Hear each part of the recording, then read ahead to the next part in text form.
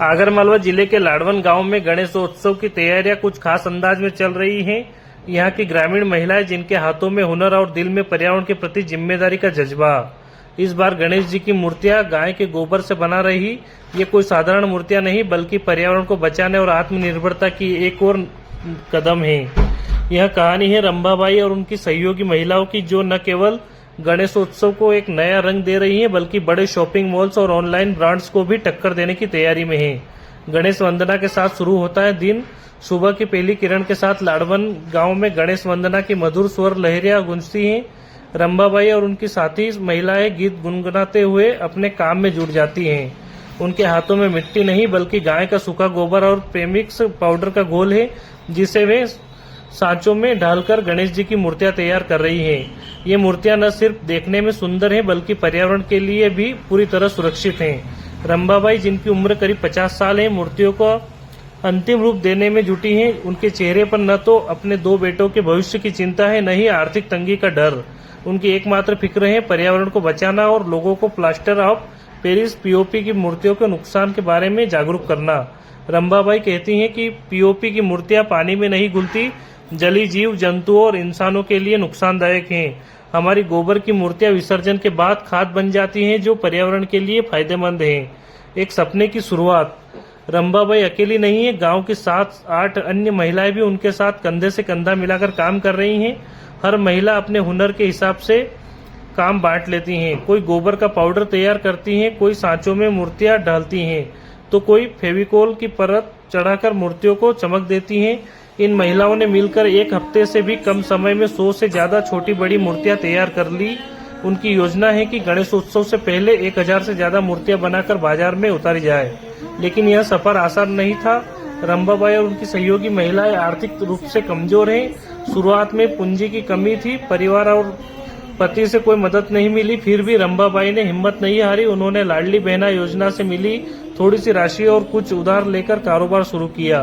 उनका कहना है कि हमारा मकसद सिर्फ पैसा कमाना नहीं बल्कि पर्यावरण को बचाना और दूसरों को भी इसके लिए प्रेरित करना है। इन मूर्तियों की सबसे बड़ी चुनौती है बाजार और ग्राहकों तक पहुंच। गांव की ये महिलाएं न तो टेक्नोलॉजी के साथ सहज हैं, न ही उनके पास मार्केटिंग के संसाधन हैं। ऑनलाइन शॉपिंग और शहरी मॉल्स की चमक दमक के सामने उनकी सादगी भरी मूर्तियां अभी उतनी आकर्षित नहीं दिखती। लेकिन इस चुनौती को अवसर में बदलने के लिए 19 साल की सुहानी सक्सेना सामने आई है। सुहानी, जो शहर से इन ग्रामीण महिलाओं तक पहुंची हैं, अपनी कला से इन मूर्तियों को रंगों का जादू दे रही हैं। जबकि उनकी उंगलियां ब्रश लेकर चलती हैं तो बेजान मूर्तियां बोल उठती हैं। सुहानी का सपना है कि ये ग्रामीण महिलाएं न सिर्फ आर्थिक रूप से आत्मनिर्भर बने बल्कि शहरी कामकाज महिलाओं की तरह आजादी और सम्मान भी पाएं। वह कहती हैं, इन मूर्तियों में सिर्फ गोबर और मेहनत नहीं बल्कि इन महिलाओं की हिम्मत और सपने भी हैं। सरकारी समर्थन और भविष्य की योजनाएं इन महिलाओं के इस साहसिक कदम के पीछे आजीविका मिशन का भी बड़ा योगदान है। इस मिशन ने इन महिलाओं को प्राकृतिक सामग्री से मूर्तियां बनाने की प्रेरणा और प्रशिक्षण दिया है। हाल ही में मुख्यमंत्री मोहन यादव ने भी पीओपी मूर्तियों के पर्यावरणीय नुकसान पर चिंता जताई थी और प्राकृतिक मूर्तियों के निर्माण को बढ़ावा देने की बात कही थी।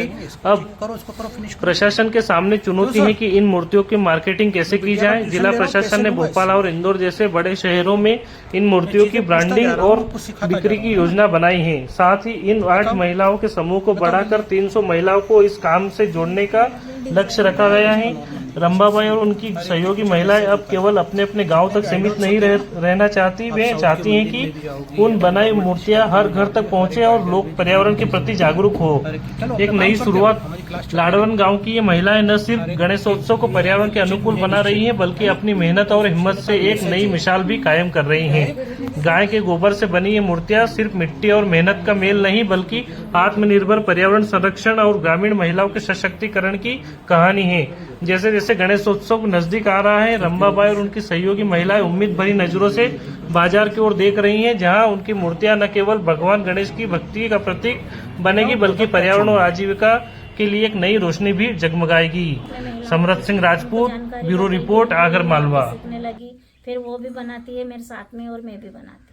तो आप कितनी मूर्तियां बनाना चाहती है? मैं गणेश चतुर्थी आएगी इसके पहले मैं सर 1000 मूर्ति तैयार करके बनाना चाहती हूँ। लेकिन कीमत का बड़ा मसला रहेगा, बाजार में तो कंपटीशन है आपसे, किस तरह से आप करेंगी?